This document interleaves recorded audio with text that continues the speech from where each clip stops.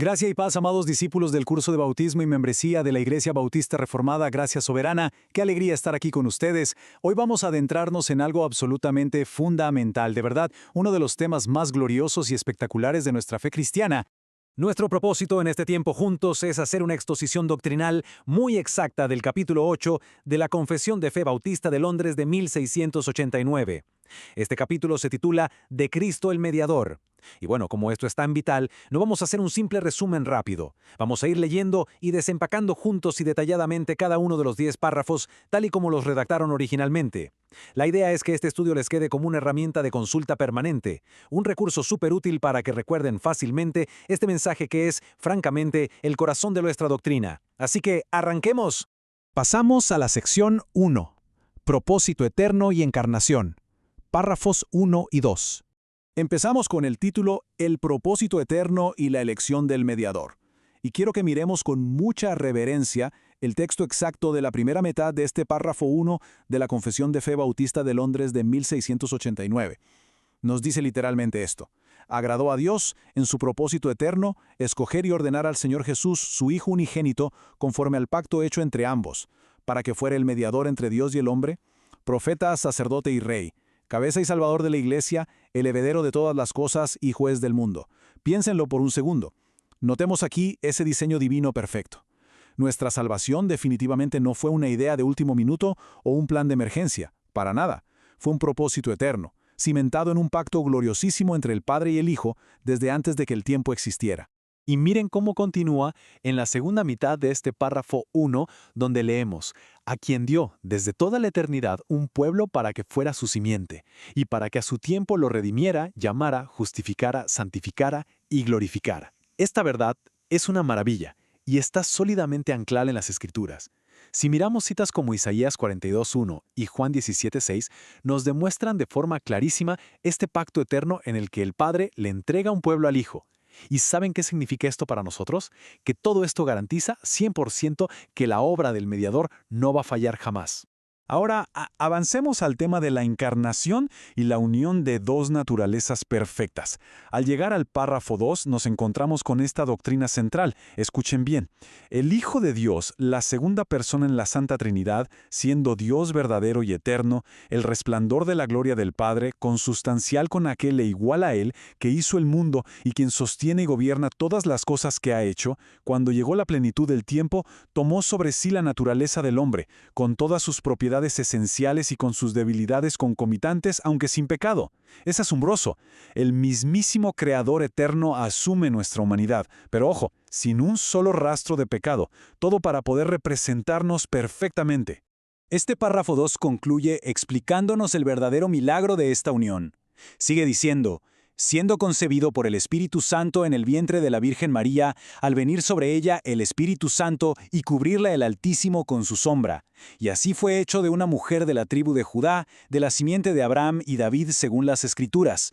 De manera que dos naturalezas completas, perfectas y distintas, se unieron inseparablemente en una persona, pero sin conversión, composición o confusión alguna.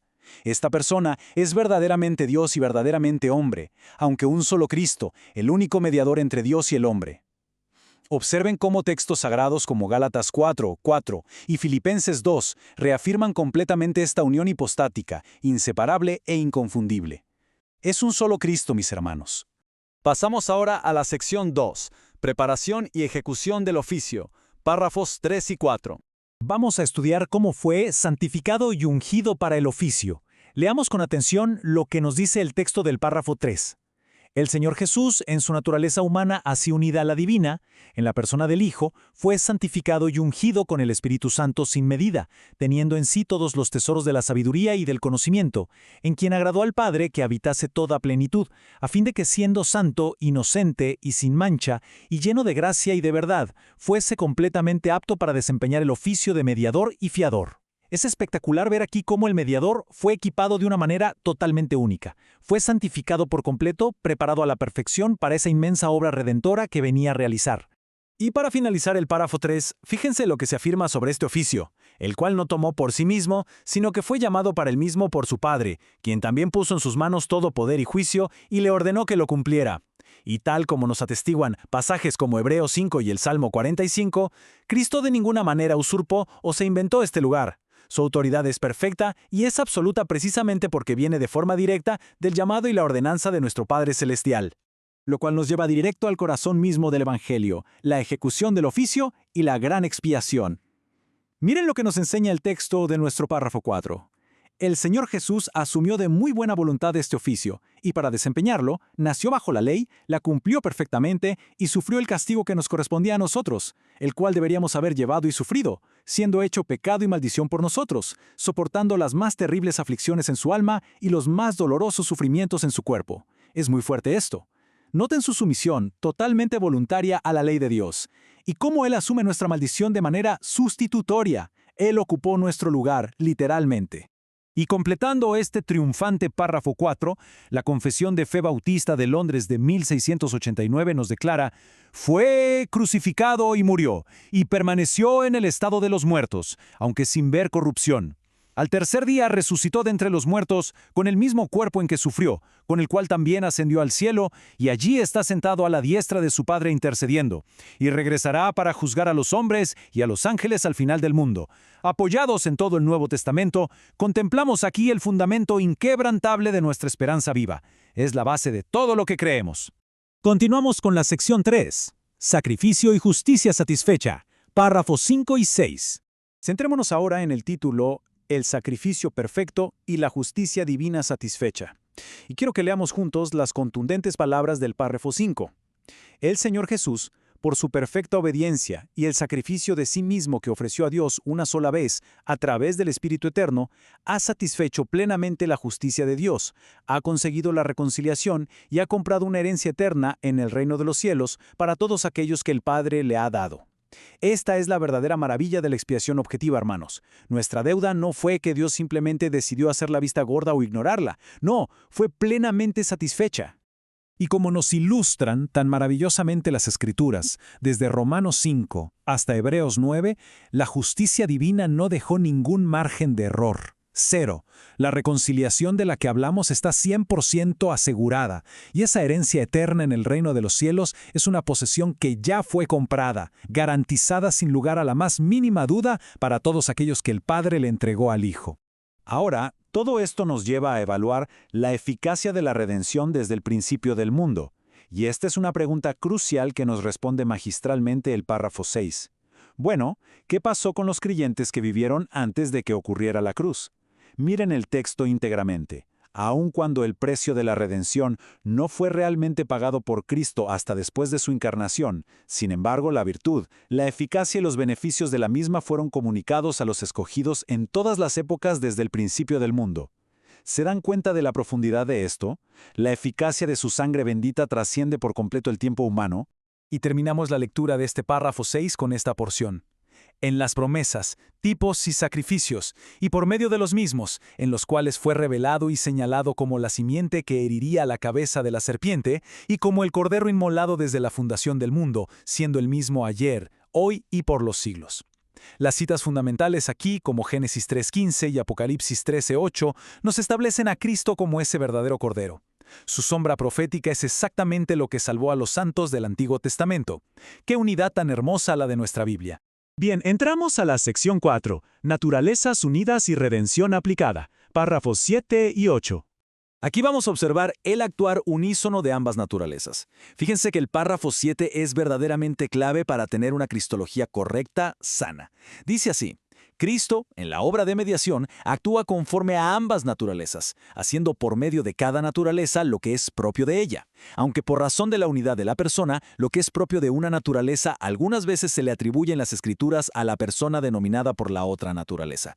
Básicamente esto nos enseña que el mediador actúa en una completa y perfecta armonía, manteniendo siempre la unidad inseparable de su sola persona. Por ejemplo, textos como Hechos 20:28 nos llegan a hablar de la sangre de Dios. Lógicamente sabemos que la naturaleza divina, al ser espíritu, no tiene sangre física. Pero atención aquí.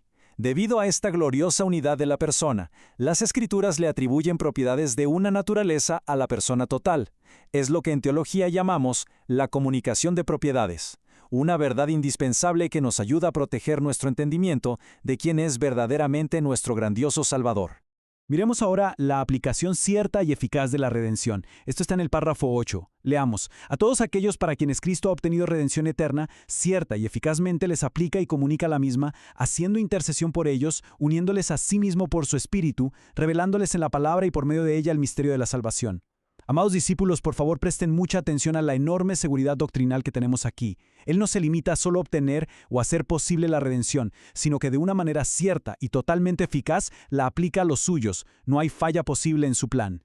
La lectura de este poderosísimo párrafo 8 concluye así: persuadiéndoles a creer y obedecer, gobernando sus corazones por su palabra y espíritu, y venciendo a todos sus enemigos por su omnipotente poder y sabiduría, de manera y en formas que más coincidan con su maravillosa e inescrutable dispensación, y todo por su gracia libre y absoluta, sin prever ninguna condición en ellos para granjearla. Fíjense que textos de respaldo como Juan 6 y Efesios 1 nos prueban ese poder omnipotente de Cristo, actuando de forma completamente soberana y por su pura gracia absoluta, sin que nosotros hubiéramos tenido que poner ninguna condición previa. Es maravilloso.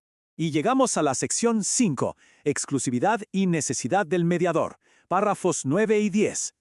Analicemos juntos la exclusividad intransferible del mediador. Miren, el párrafo 9 es breve, sí, pero es firme como una roca inamovible. Dictamina lo siguiente: este oficio de mediador entre Dios y el hombre es propio solo de Cristo, quien es el profeta, sacerdote y rey de la Iglesia de Dios, y no puede, ni parcial ni totalmente, ser transferido de él a ningún otro. Y tal como nos declara 1 de Timoteo 2:5, hay un solo mediador, no hay más opciones. Sus roles no los comparte con ángeles, ni con santos del pasado, ni con hombres en el presente. Su ministerio es totalmente exclusivo y soberano. Y finalmente, sobre nuestra necesidad absoluta del triple oficio, el párrafo 10 nos responde exactamente por qué necesitamos que Él sea profeta, sacerdote y rey. Leyendo textualmente dice: esta cantidad y orden de oficios son necesarios, pues por nuestra ignorancia tenemos necesidad de su oficio profético, y por nuestra separación de Dios y la imperfección del mejor de nuestros servicios, necesitamos su oficio sacerdotal para reconciliarnos con Dios y presentarnos aceptos para con Él. Y por nuestra falta de disposición y total incapacidad para volver a Dios y para rescatarnos a nosotros mismos y protegernos de nuestros adversarios espirituales, necesitamos su oficio real para convencernos, subyugarnos, atraernos, sostenernos, librarnos y preservarnos para su reino celestial. Esperamos de todo corazón que esta exposición de la Confesión de Fe Bautista de Londres de 1689 avive en ustedes una confianza total y gozosa en la perfecta mediación de Cristo.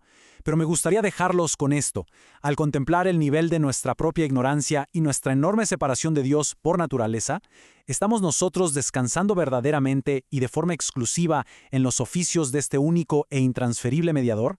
Piénsenlo y que la gracia del Señor los acompañe. Hasta la próxima.